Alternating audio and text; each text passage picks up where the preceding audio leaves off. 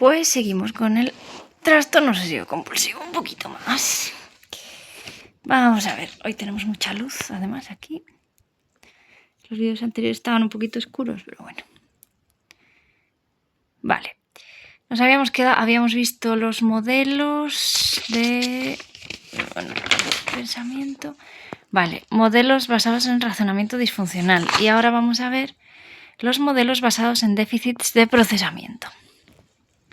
Vale, Bueno, encontramos investigaciones sobre anomalías en procesos mentales, atención y memoria, y algunos modelos neuropsicológicos, donde habría anomalías estructurales o neuroquímicas que afectan al procesamiento de la información en el TOC. Se ha investigado para detectar déficits en procesos mentales básicos específicos del trastorno.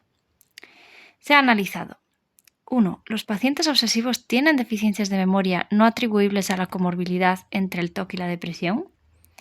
2. ¿El problema radica en la falta de confianza en el funcionamiento de su memoria? La segunda cuestión tiene más evidencias. Se ha visto sobre todo en las personas con rituales de comprobación, siguiendo la propuesta de Rachman, 2002, sobre esta modalidad de TOC. Se encontró que, cuantas más veces se exponía a pacientes comprobadores a estímulos relacionados con sus obsesiones, por ejemplo, llave del gas, más disminuía su confianza en poder recordar estas situaciones. Otros investigadores analizan los mecanismos alterados en el TOC. Se ha constatado que la facilidad para olvidar información positiva o neutra es normal, mientras que les cuesta mucho más que a personas sin TOC olvidar información relacionada con sus miedos y obsesiones. Otros estudios también muestran cómo los pacientes con TOC de comprobación y de lavado presentan sesgos de memoria a favor de estímulos amenazantes, los recuerdan mejor. Mueller y Roberts, en 2005, han realizado una exhaustiva revisión sobre el material a recordar, verbal o visual, y otros aspectos, concluyendo que en el TOC hay más datos a favor de un funcionamiento deficiente de la memoria episódica no verbal que de la verbal. Lo explican porque el funcionamiento de la memoria no verbal depende de funciones ejecutivas superiores más que la verbal y es más vulnerable a un deterioro en esas funciones. Pero las investigaciones no son concluyentes, se han empleado pocos pacientes. Otros trabajos se centran en buscar alteraciones atencionales que son específicas del TOC. La conclusión es que los pacientes tienen sesgos atencionales, atienden de manera selectiva a estímulos relacionados con el contenido de sus obsesiones. La información ambiental daría una hiperrepresentación de estímulos o amenazadores. ¡Ay, qué mal escrito está esto! Una hiperrepresentación de estímulos o estímulos amenazadores relacionados con las obsesiones. Esta información resulta difícil de ignorar del flujo de pensamientos. Aún no se sabe cuál es el papel que juegan estos déficits y sesgos de memoria y atención en la génesis, inicio y mantenimiento del TOC, en la respuesta a los tratamientos y en las recaídas. Bueno, tan mal escrito no está. Otros autores buscan evidencias sobre la posibilidad de que el déficit sea generalizado, no circunscrito a un proceso o función específica, sino relacionado con el control cognitivo. Esto permitiría explicar, por ejemplo, las dificultades para controlar la intrusión repetida de pensamientos en el flujo de consciencia, mediante procedimientos como la supresión o el uso de estrategias de neutralización. Un paradigma muy utilizado es el priming negativo, que consiste en pedir a la persona que ignore o no atienda ciertos estímulos, normalmente verbales. Un experimento típico es presentar dos palabras superpuestas, cada una escrita en un color distinto, y pedir a la persona que lea la de un color e ignore la otra. Esto exige mantener intacta la capacidad de inhibir información irrelevante o distractora. Después de varios ensayos, se pide que lea la del color que hasta entonces había ignorado. Si el proceso de inhibición se produce, la persona tardará más en leer la palabra. Enright, 1995, mostró que con TOC se observan deficiencias claras en la realización de la tarea, inhibición. Estos datos indican que en el TOC, a diferencia de en otros trastornos de ansiedad, hay un déficit en la capacidad inhibitoria, que podría reflejar un déficit de inhibición general. Bueno, esto es bastante interesante. El fracaso en inhibir de manera preconsciente estímulos irrelevantes tendría como resultado una especie de bombardeo de pensamientos e imágenes no deseados. Provocaría y mantendría un nivel elevado de ansiedad, especialmente en el contexto de metacogniciones de interpretaciones catastrofistas sobre el significado de estas intrusiones. Seguimos sin saber en qué medida esos fracasos inhibitorios son iguales o no dependiendo de las diferentes presentaciones clínicas del trastorno, o hasta qué punto pueden estar en la base de los déficits en memoria y los sesgos atencionales antes comentados. Voy a hacer ahora una mini pausa porque puse unos huevos a cocer. Bueno, seguimos. Están 5 minutos, pues vuelvo y listo. Vamos con el trastorno dismórfico corporal. Aquí tenemos un ejemplo de Manuel, un chico que desde los 13 le preocupa su aspecto físico, va al gimnasio varias horas, compara constantemente su apariencia, experimenta episodios disociativos y la gravedad de los síntomas ha ido variando. Bueno, caracterización clínica. Un elemento central de naturaleza cognitiva, la preocupación excesiva sobre un defecto físico o imperfección percibidos, pero inexistente o apenas perceptible por otras personas. Los comportamientos son consecuentes con el contenido de la preocupación fundamental. A ver, este es 237, vale. Las preocupaciones. La preocupación dismórfica es insidiosa, repetitiva y muy difícil de resistir y controlar. Produce malestar emocional y consume tiempo, provocando interferencia significativa en el funcionamiento habitual de la persona. Las más comunes están relacionadas con la cara, nariz, pelo, piel, ojos o también genitales, abdomen, senos. La preocupación se puede centrar además en cualquier característica del cuerpo, tamaño, forma, imperfecciones. Algunas personas informan una sensación de fealdad en general, de desproporción, de ser demasiado femenino o masculino, de que algo en mi cuerpo no está como debería. La persona suele tener más de una preocupación al mismo tiempo y el defecto percibido tiende a variar con el tiempo. La convicción puede alcanzar niveles delirantes. El bajo nivel de insight, asociado a un alto grado de convicción, se observa en la presencia de ideas de referencia, centradas en el defecto. Un bajo nivel de insight se asocia a un peor funcionamiento social y a una mayor gravedad de los síntomas. Aquí tenemos un ejemplo clave. Los comportamientos son excesivos, repetitivos, muy difíciles de controlar. Tenía que haber dicho un ejemplo claro. Vale, son excesivos, repetitivos, muy difíciles de controlar y en forma de ritual, con el objeto de modificar el defecto, de evitar o desviar la atención del mismo y o de comprobar el estado del aspecto físico. Las personas suelen realizar comportamientos manifiestos o encubiertos que consumen mucho tiempo y esfuerzo. 1. Compararse con otras personas. El 90% de las personas con trastorno dismórfico corporal comparan la parte o atributo considerado defectuoso con el de otras personas, fijándose en la característica en personas de mismo sexo y edad. 2. Hacer ejercicio físico excesivo y o localizado. Suele estar presente en el subtipo de dismorfia muscular. 3. Examinar la apariencia en espejos y superficies reflectantes, escaparates, zonas acristaladas. Lo hace entre el 80 al 90% de pacientes. Tras periodos largos de autoobservación pueden presentarse episodios disociativos. Utilizan el espejo como medio para ocultar o modificar el defecto, maquillaje, peinado. Se miran tanto porque A. Tienen la esperanza de que su apariencia sea diferente a la temida. B. Necesitan saber cuál es su aspecto. C. Creen que se sentirán peor si no lo hacen. La evitación de superficies reflectantes suele estar presente en la sintomatología. 4.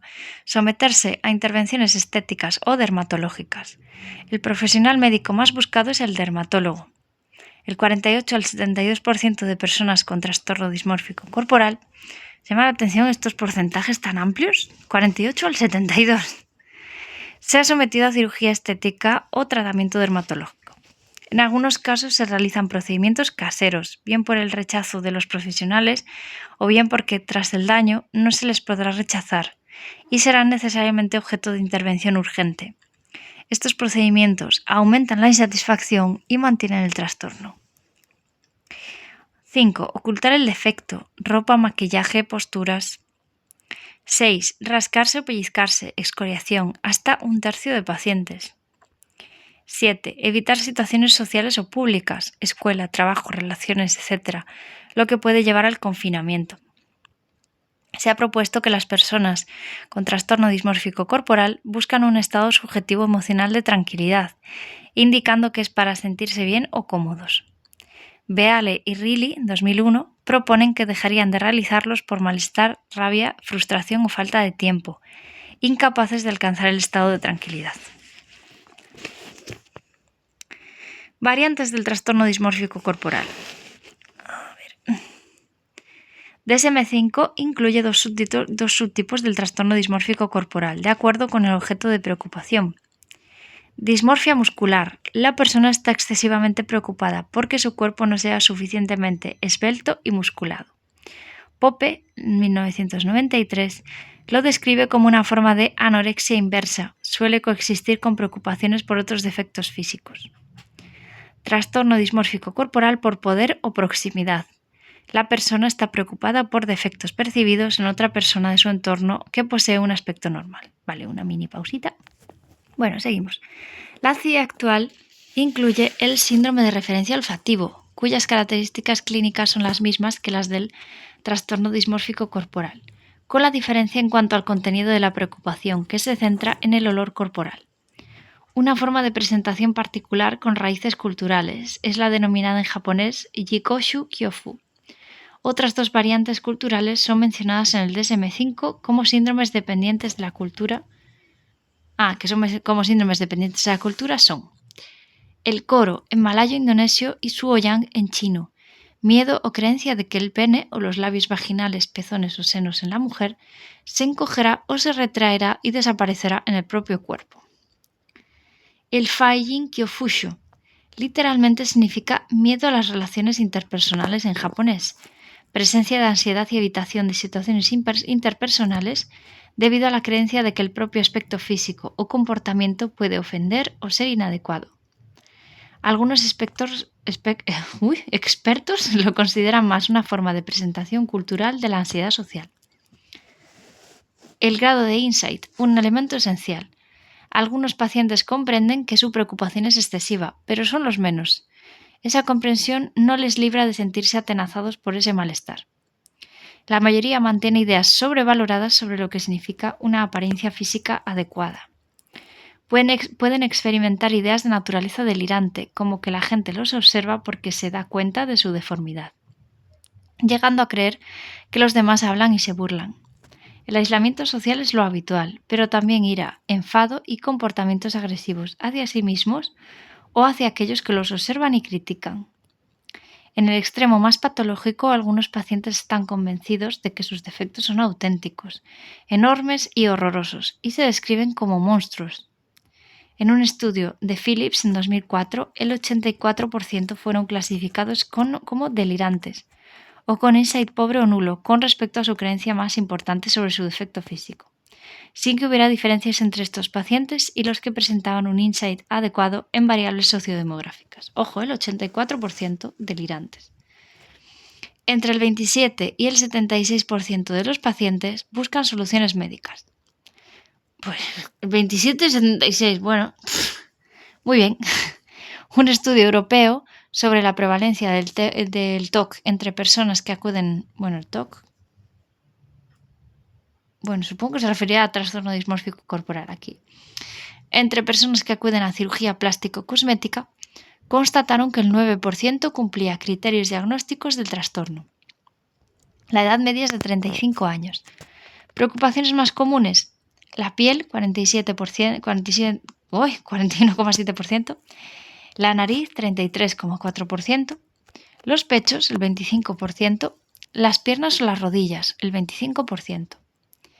Presentaban comorbilidad con depresión mayor, 33,4%, agorafobia, 33,4%, ansiedad social, 25%, y ansiedad generalizada, 25%. Bueno, a ver. Vale.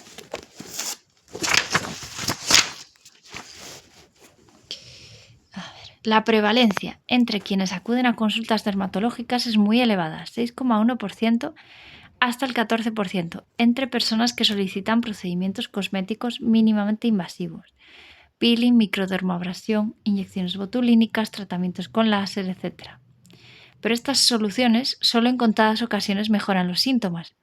Son cifras muy bajas de mejoría, que oscilan entre el 3,6 y el 7%. En torno al 80% de los pacientes informan no estar satisfechos con el tratamiento. El 40% de los cirujanos señalaron que habían recibido amenazas legales y o físicas por parte de pacientes con trastorno dismórfico corporal, lo que indicaría que los procedimientos no terapéuticos están condenados al fracaso. Los profesionales que realizan los tratamientos deberían replantearse la utilidad y la ética de aplicarlos. También supongo que herramientas para distinguir cuando se trata de un caso de estos. Epidemiología. Los estudios sobre la población general no diagnosticada indican tasas de entre 11,7 y el 2,4%, hasta un 13% en estudiantes universitarios, incidencia muy superior a la de otros trastornos. En contextos clínicos se encuentran tasas entre el 9 y el 12% en personas que acuden a especialistas en dermatología y entre el 3 y el 53% en personas que acuden a cirugía estética. Entre pacientes psiquiátricos, entre el 13 y el 16%. Las cifras pueden ser mucho mayores porque los pacientes tienden a ocultar sus síntomas. Los datos de estudios hechos con pacientes psiquiátricos adultos sin diagnóstico de trastorno dismórfico corporal revelan que el porcentaje de pacientes que cumplía criterios diagnósticos para trastorno dismórfico corporal fue superior al 13%. Vale. Se encontró una mayor prevalencia de mujeres, con la excepción de los entornos cosméticos en los que hubo una mayor tasa de hombres. Anda. Ojo, entornos cosméticos, mayor tasa de hombres. Mira, pues esto no me lo esperaría. Vale. Curso evolutivo y complicaciones asociadas. Se han descrito casos de inicio temprano, 5 años, y tardíos, 80 años. La edad de inicio habitual se sitúa a los 16 años. Pueden detectarse síntomas claros a los 12 o 13 años. El trastorno tiende a la cronicidad. La probabilidad de remisión total es muy baja, del 20%, y las tasas de recaída son muy elevadas, del 42%. Puede permanecer muchos años sin ser diagnosticado. Beale, 1996, situó en 15 el número de años que pasan desde los primeros síntomas hasta que el trastorno dismórfico corporal es diagnosticado. Uno de los aspectos más influyentes en la cronicidad del trastorno dismórfico corporal es la ocultación de los síntomas, sobre todo por la vergüenza sobre preocupaciones superficiales o vanas y por sus comportamientos ante estas preocupaciones. La vergüenza se asocia a bajo estado de ánimo, confinamiento y riesgo de suicidio. El trastorno dismórfico corporal está asociado a un pobre funcionamiento social, una mala calidad de vida. Aproximadamente el 50% están desempleados. Una de las complicaciones más graves es el elevadísimo riesgo de suicidio, 45 veces mayor al que se encuentra en población general. Un estudio prospectivo encontró que hasta el 57,8% de los pacientes han informado de ideación suicida. El 25-30% había llevado a cabo un intento suicida y el 0,3% había consumado el suicidio. Es un trastorno infradiagnosticado y silencioso. Comorbilidad y diagnóstico diferencial. Entre los trastornos comórbidos más comunes se encuentran trastorno dismórfico corporal y trastornos de la personalidad. El 50% de las personas con trastorno dismórfico corporal tiene también un trastorno de la personalidad. Más frecuentes los del grupo ansioso, evitativo, dependiente y obsesivo-compulsivo. Trastorno dismórfico corporal y trastorno por consumo de sustancias. Tasa comórbida entre 30 al 48%. El alcohol es la sustancia más utilizada. Trastorno dismórfico corporal y trastornos alimentarios y de la ingestión de alimentos. Prevalencia entre el 10 y el 32,5%. Ambos trastornos, especialmente la anorexia nerviosa, comparten características. A. Insatisfacción con la imagen corporal. B. Distorsiones de la imagen corporal. C. Apariencia física como central en la evaluación de la autovalía. También se diferencian en el objeto de la preocupación, la proporción de hombres y mujeres, más mujeres en trastornos alimentarios, y la respuesta al tratamiento. Trastorno dismórfico corporal y trastornos depresivos, del 36 al 69% de comorbilidad, con depresión mayor, que puede ser de aparición posterior. Trastorno dismórfico corporal y trastorno de ansiedad social. Es uno de los trastornos comórbidos más frecuente. Entre el 12 al 68% presentan trastorno dismórfico corporal y ansiedad social. Comparten miedo a la evaluación negativa, evitación de interacciones sociales, interpretación de la información social ambigua como hostil o amenazante y altos niveles de vergüenza. Se diferencian en el objeto de preocupación. En ansiedad social, comportamiento ante los demás y o las manifestaciones visibles de ansiedad. En trastorno dismórfico corporal, defectos de su aspecto y que los demás se den cuenta. El doble diagnóstico es frecuente. Trastorno dismórfico corporal y trastorno del espectro obsesivo-compulsivo. Comorbilidad del 6 al 38%. De momento el que más llevábamos creo que es la ansiedad social, ¿no? Sí, uno de los más frecuentes. Bueno, el de la personalidad es el 50%, no llega a tanto. Y depresivos puede ser hasta el 69%. Bueno, ansiedad social y depresivos son los más, ¿vale? Con espectro obsesivo-compulsivo del 6 al 38%. Además de las diferencias en el contenido de las intrusiones y en el tipo de comportamientos repetitivos, en trastorno dismórfico corporal hay peor insight, mayores tasas de suicidio y mayor comorbilidad con depresión. Ojo, trastorno dismórfico corporal, peor insight que en obsesivo compulsivo, ¿vale? Vale, trastorno dismórfico corporal y trastorno del espectro de la psicosis. En TDC hay ausencia de alucinaciones, delirios no relacionados con los defectos, trastornos formales del pensamiento, síntomas negativos, etc. Trastorno dismórfico corporal y ansiedad generalizada. En la ansiedad generalizada, la preocupación está orientada al futuro, mientras que las preocupaciones dismórficas se circunscriben a defectos en el propio aspecto físico, presente, pasado y futuro. Los comportamientos del trastorno dismórfico corporal asociados a las preocupaciones no se producen en la ansiedad generalizada. Bueno, esto parece más, ¿cómo se dice? Diagnóstico diferencial que comorbilidad. Yo creo que estamos viendo la comorbilidad. Ah, son las dos cosas. Vale, pues me había quedado yo ahí. Vale, ya me parecía a mí, porque está hablando de las diferencias también y todo. Vale. Vale, pues eso no me di cuenta cuando leí. Trastorno dismórfico corporal y disforia o discordancia de género. La incongruencia entre el género con que la persona se identifica y el sexo biológico no es delirante, sino que se centra en la experiencia subjetiva de esa discordancia. La persona desea modificar sus características sexuales primarias y secundarias para ajustarlas a su identidad. Vale. Etiología. Las investigaciones sobre los mecanismos cognitivos se vinculan con el modelo cognitivo-conductual del trastorno dismórfico corporal, donde ciertos sesgos de percepción, interpretación y memoria están en la base del trastorno. A ver.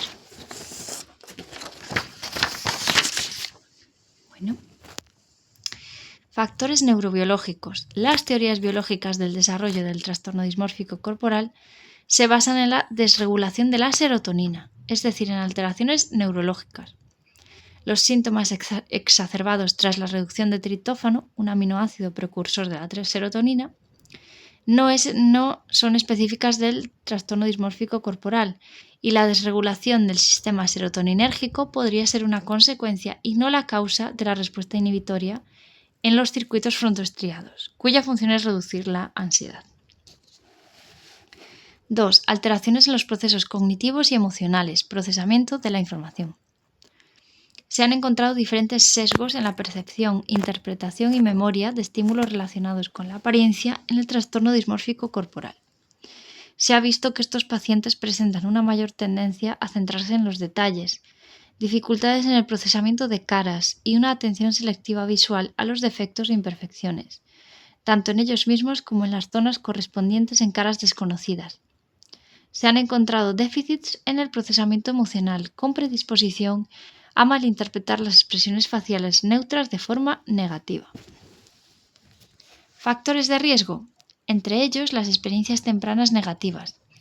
Osman, 2004, encontró que la mayoría de las personas con trastorno dismórfico corporal experimentaban frecuentemente imágenes relacionadas con un evento anterior estresante de burla o acoso por algún aspecto de la apariencia o por cambios de la adolescencia. Las personas con trastorno dismórfico corporal informaron haber experimentado más episodios de burlas, tanto por la apariencia como por alguna habilidad en general. Los factores socioculturales son importantes, especialmente dado que el objeto de preocupación y la presión social se relacionan con la imagen corporal. Los estándares de belleza de los medios podrían tener un impacto en el desarrollo del trastorno dismórfico corporal. Bueno, lo dejamos aquí por ahora.